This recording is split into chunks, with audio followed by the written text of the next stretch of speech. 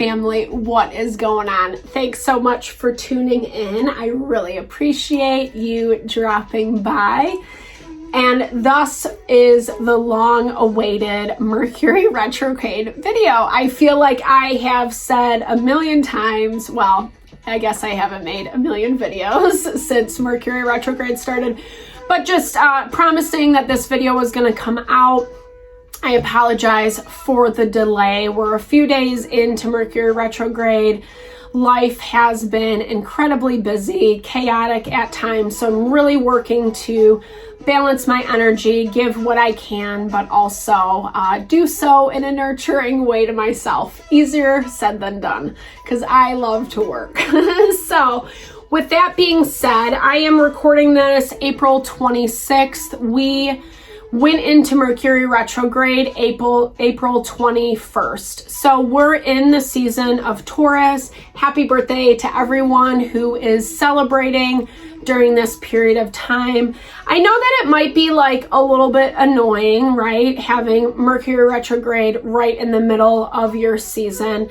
Because retrograde planets really bring up things that we might not be aware of or dealing with head on.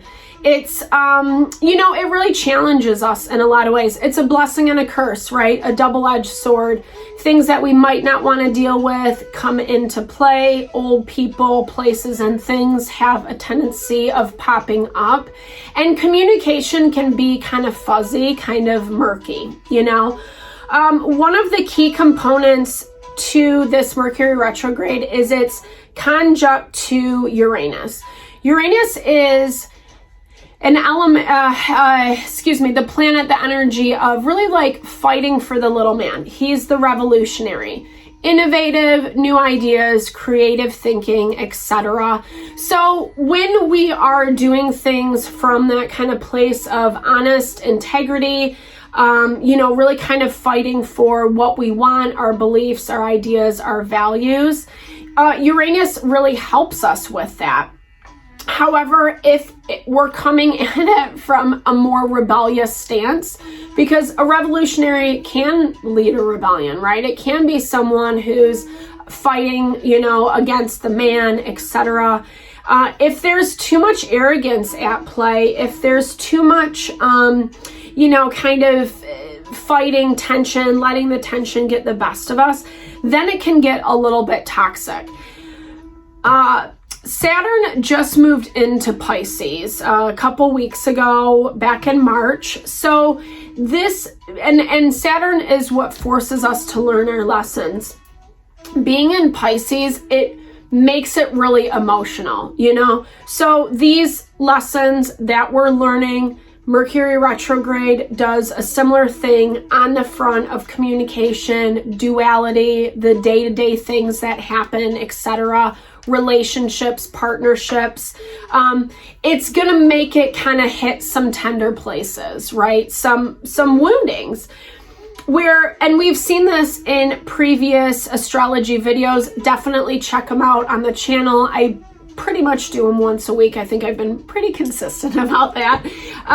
But a lot of this is about aligning with ourselves in regards to doing the healing work, letting go of the BS, the things that aren't serving us from our happiness, our abundance, our success, etc.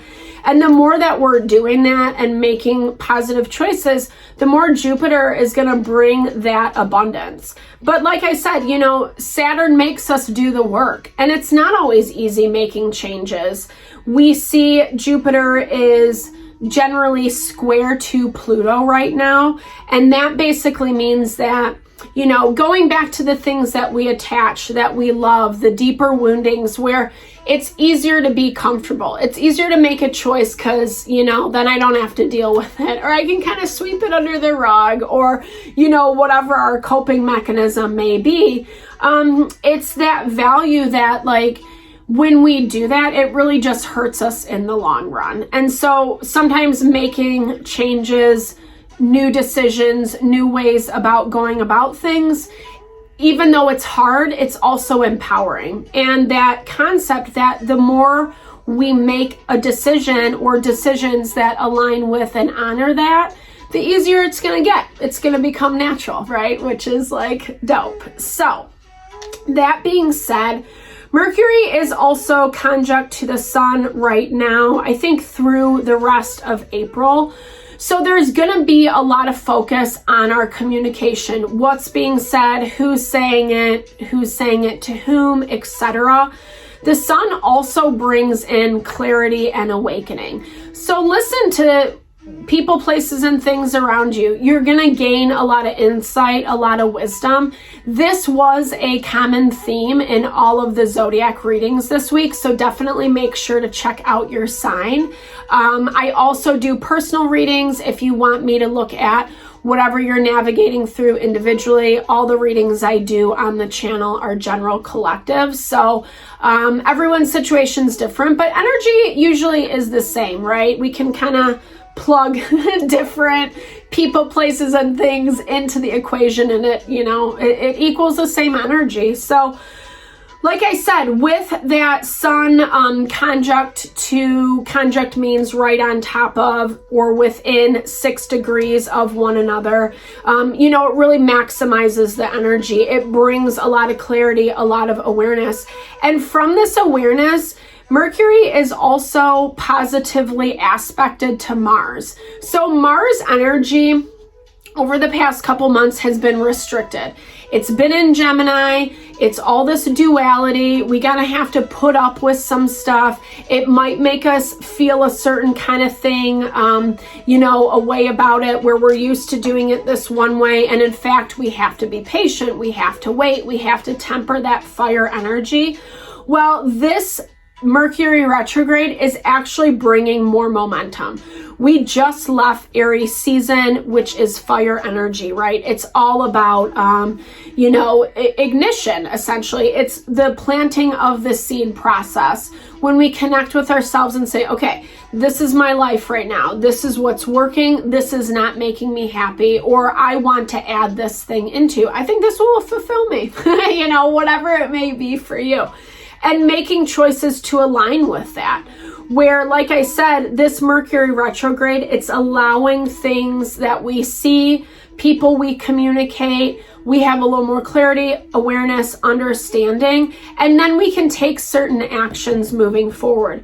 The tricky part is going to be Black Moon Lilith. So this kind of goes back to the value of learning our lessons, right? I often feel there's a natural order to things. Everything's governed under natural law. And to that point, if we say we want something, depending on where we're at, right? Like what fears, anxieties, woundings, people, places, and things we have blocking our ability to receive that thing will kind of dictate how long the process takes.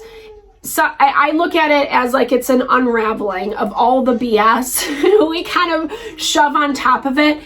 Some things are closer to our heart, right? Our belief in success, healthy relationships, feeling stable, supported, loved, being in a great community environment, our health, our wellness, basic things that we all want and need and deserve, right?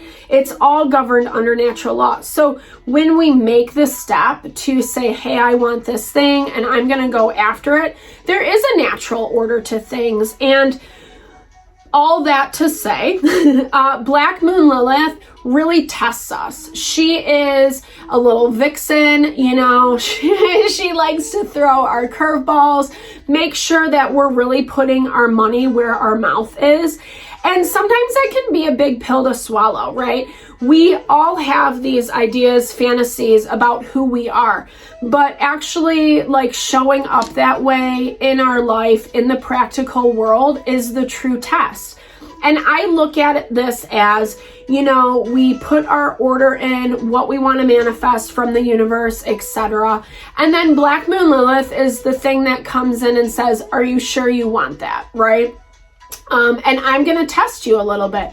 I might throw something in your face that it's tempting, it's alluring. Are you going to come back down this path? Are you going to make the same choices that you have before, etc.?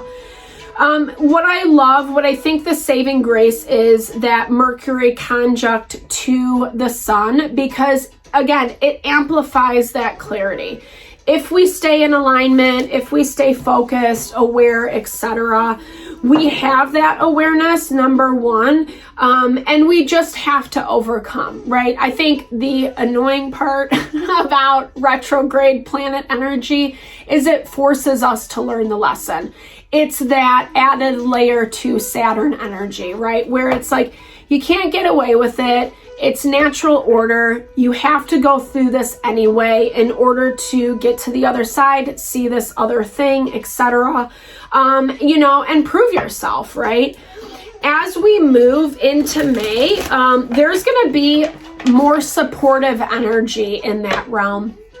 So Mercury becomes conjunct to the North Node on May 4th. This is that added layer of healing. North Node is our Dharma, our life path, what we should try to ascribe to throughout our lifetime. With that being said, we're going to get a clearer picture of it, right? It is going to come through the BS. That's how we see. When something doesn't feel good, we know to say no to it, hopefully, in the future, right? And so there is progress. The Black Moon Lilith square 2 doesn't end until May 8th. So we're going to feel the tension. We're going to feel the push and pull. We're going to feel the temptation to go down a certain path. But as we progress throughout the beginning of May, retrograde ends May 14th.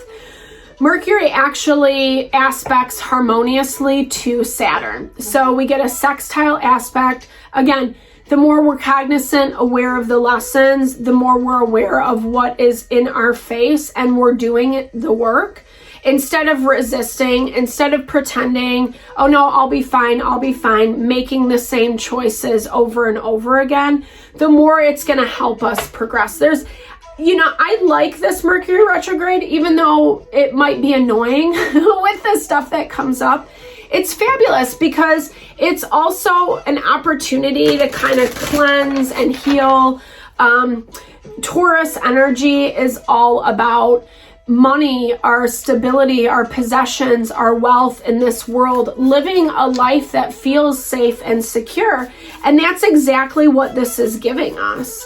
And as things move along, yes, I think at the end of the day, there are some changes that we have to make that are easier said than done. May 10th, Mercury goes square to Pluto. Again, just confirming what I just said. It remains aspected that way throughout the rest of Mercury retrograde. But again, like I said, there's enough surrounding it where at the end of this, Mercury goes sextile to Venus, positive aspect. It also goes conjunct to Jupiter. Venus and Jupiter are it's like the great benefact and the minor benefact. Basically meaning what brings in our abundance, our luxury, our success, that feeling of love and inspiration in life, our nurture. So I'm getting goosebumps. I'm so empowered by that. The way we end this Mercury retrograde, because again, it's that confirmation that as we are aware, when we do the work, when we fight against the urges of bad behavior, and I don't know, we all have our own perspective. It's just the things that we know are like low vibey. That's the best way to say it, right? Things like control, manipulation, lies, substance abuse, whatever it is. Those are all just like low vibey things. The idea is to be able to live the life you want, but from that space of integrity. I know that's like a pie in the sky. The world is messy. People are effing crazy. I get all that. But I think it also is still the higher path, the dharma of souls, of human beings, however we want to connect to that. It doesn't mean you have to be a spiritual guru, isolating yourself.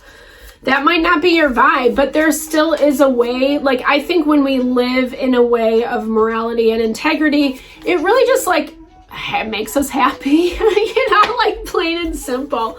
Maharishi Mahesh talks about how, you know, our clarity, our purity of consciousness is directly correlated to our ability to be happy and fulfilled in life. I mean, that's what it's about. That's all, you know, that's really what we want on a fundamental level. And this Mercury retrograde, it's digging things up that are messy, that are hard, that are challenging. You know, there's a level of us needing to step up to the plate and be the better person, etc. But it's all going to lead to this very beautiful love, nurture, care that we find in Cancer energy. We really have to tap into our intuition, what makes us feel supported and nurtured. And the best way it's going to do that is through listening to our emotions. Our emotions are our number one guidance system, right?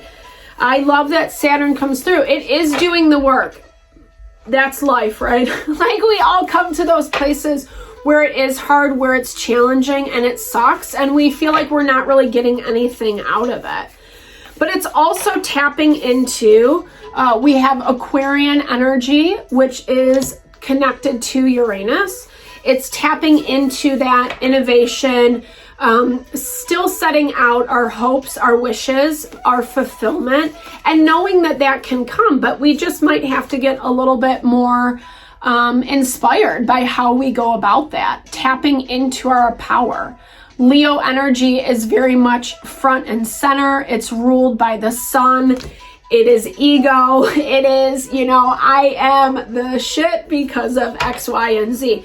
So tapping into that power through the place of what makes us feel good. It's not arrogance. It's not pride. It's always important to have a healthy amount of that, right? But it's like from doing the work, you know, it's getting the credit for what is due to you. And when we show the universe, back to that concept of natural order, when we show the universe that we're willing, we're ready, we're showing up, that's where the power comes in. Yeah, everything's coming to head. And I feel like, honestly, collectively, especially over the past couple of years, there's been so much shifting and changing. And this vertex point, it feels like it's needed, it's necessary, and it's going to be what kind of like chills the pressure cooker, right? Things have been building. It's going to be a release, and, you know, we're going to move forward, and we're going to see a lot changing after the fact. So really exciting, guys. I hope that you enjoyed this. Thank you for your patience. Thank you for all the love and support. I do personal readings. I would love to support you in whatever way possible. Check out the other content on the channel if you're interested. If you enjoyed this video, big thumbs up. Drop comments below. Let's build and grow the community. All right. Thanks so much for your time and energy. Sending love your way.